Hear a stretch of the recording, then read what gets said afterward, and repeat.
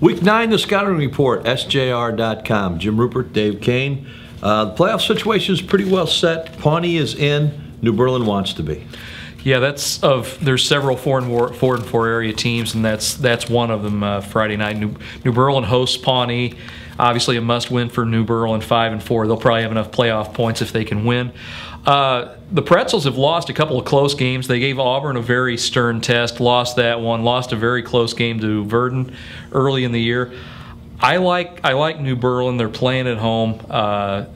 Pawnee's coming off a really tough loss to Auburn.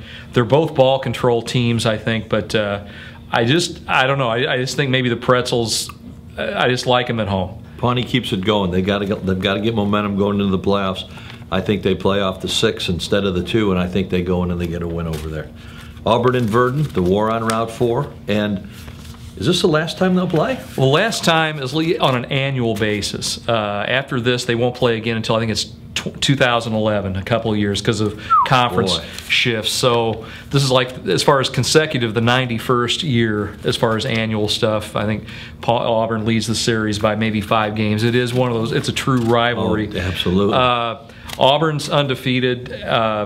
Virden's coming off a tough loss down at Mount Olive.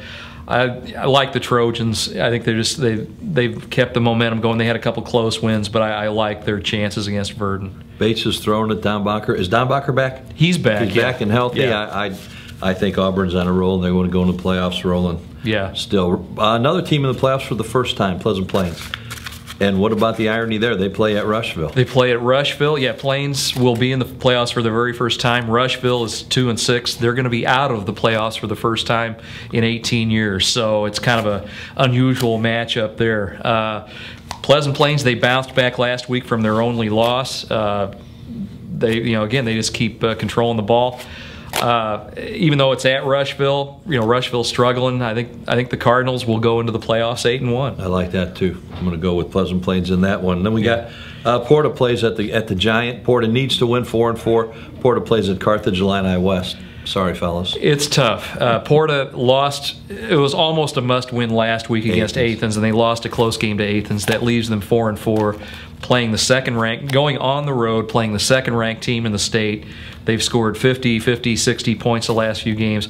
I think the Blue Jays would need a major upset to. I think it would be 7 playoff years in a row. I think you got to go with Carthage on the road. Got to go with Illini West on that one. Yeah. A couple other teams that are going for the playoffs. Rochester is in, but has to bounce back off after the Central Catholic loss last week. 6-2 Rochester goes to Olympia. We like Rochester to win that one. Yeah, Olympia's they're 1-7, so yeah, you got to like Olympia there. Athens, sort of like Pleasant Plains, a young program. I mean, they're 4-4. They play Mendon Unity, who's winless. The Warriors should win that, barring something catastrophic.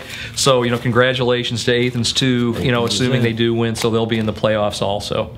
Riverton won't be in. They're 3-5. They're home this week against Kincaid. Kincaid has struggled mightily. They keep struggling. Riverton, kind of a disappointing season. They've had some injuries off and on, and they're 3-5.